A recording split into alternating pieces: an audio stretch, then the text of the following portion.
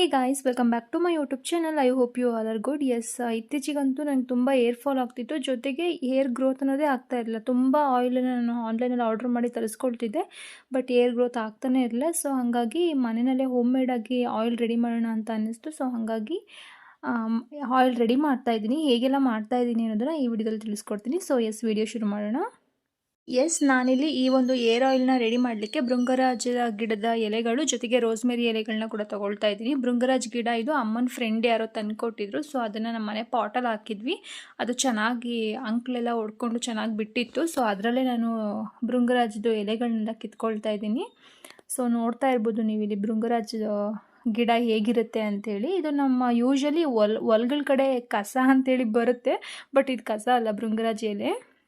Then ಇದು ಕೂಡ ನಾನು ಇದನ್ನು ನರ್ಸರಿನಲ್ಲಿ ತೊಗೊಂಬಂದು ಹಾಕಿದ್ದೆ. ರೋಸ್ಮೆರಿ ಗಿಡ ಇದು ಆಲ್ಮೋಸ್ಟ್ 1 ಇಯರ್ ಆಯಿತು ಅನಿಸುತ್ತೆ ಈ ಗಿಡ ತೊಗೊಂಬಂದು ಹಾಕಿ. ಚೆನ್ನಾಗಿ ಬಿಟ್ಟಿದೆ.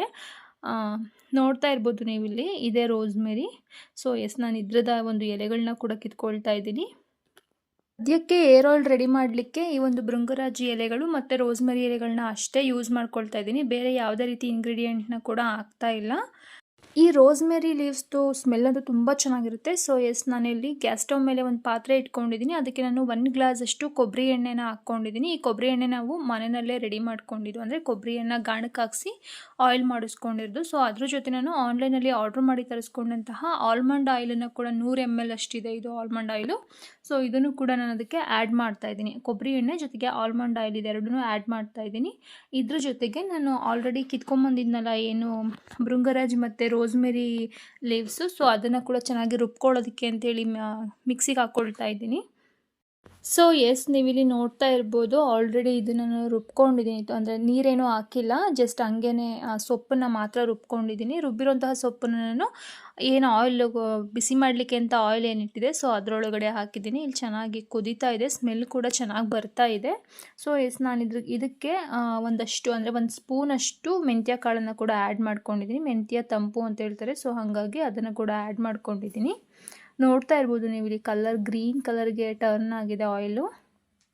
ಇದನ್ನು ನಾನು ಒಂದು 5 ನಿಮಿಷ ಹಾಗೆ ಲೋ ಫ್ಲೇಮಲ್ಲಿ ಬಿಸಿ ಆಗಲಿಕ್ಕೆ ಇಟ್ಟು ಅದಾದಮೇಲೆ ಗ್ಯಾಸ್ ಸ್ಟವ್ ಆಫ್ ಮಾಡಿದ್ದೀನಿ. ಸೊ 1 ಡೇ ನೈಟ್ ಪೂರ್ತಿ ಇದನ್ನು ಹಾಗೆ ತಣ್ಣಗಾಗಲಿಕ್ಕೆ ಬಿಟ್ಟಿದ್ದೆ. ಸೊ ಈಗ ಮಾರ್ನಿಂಗ್ ಇದನ್ನು ಫಿಲ್ಟರ್ ಮಾಡ್ಕೊಳ್ತಾ ಇದ್ದೀನಿ. ಒಂದು ಪ್ಲಾಸ್ಟಿಕ್ ಡಬ್ಬಿಗೆ ನಾನು ಇದನ್ನು ಸೋಸ್ಕೊಳ್ತಾ ಇದ್ದೀನಿ. ಏನು ಹಿಪ್ಪಲಿದೆ, ಸೊ ಅದನ್ನೆಲ್ಲನೂ ಎಣ್ಣೆ ಮತ್ತು ಹಿಪ್ಪಲು ಎರಡೂ ಕೂಡ ಬೇರೆ ಬೇರೆ ಮಾಡ್ತಾ ಇದ್ದೀನಿ. ನೀವು ಇಲ್ಲಿ ನೋಡ್ತಾ ಇರ್ಬೋದು, ಆಲ್ರೆಡಿ ತುಂಬ ಗ್ರೀನ್ ಕಲರಾಗಿ ಕಾಣ್ತಾ ಇದೆ, ನೀವು ಆಯಿಲ್ ನೋಡ್ತಾ ಇರ್ಬೋದು.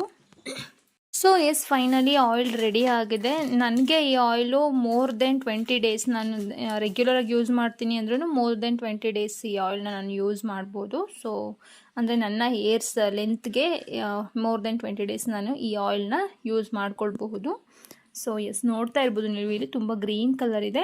ನಾನು ಆಲ್ರೆಡಿ ತಲೆಗೆ ಎಣ್ಣೆ ಹಚ್ಕೊಂಡಿದ್ದೆ ನಿನ್ನೆ ನೈಟೇನೆ, ಬಟ್ ಆದ್ರೂ ಎವ್ರಿ ಮಾರ್ನಿಂಗು ಮತ್ತು ಈವ್ನಿಂಗ್, ಅಂದರೆ every day morning evening 2 time ನಾನು ಸ್ವಲ್ಪ ಹಾಗೇ ತಲೆಗೆ ಹೇರ್ ಆಯಿಲ್ ಹಾಕ್ಕೊಂಡು ಸ್ವಲ್ಪ ಹಾಗೆ ಲೈಟಾಗಿ ಮಸಾಜ್ ಮಾಡಿಸ್ಕೊಳ್ತೀನಿ ಅಮ್ಮನ ಹತ್ರ ಹೇರ್ಸ್ನ.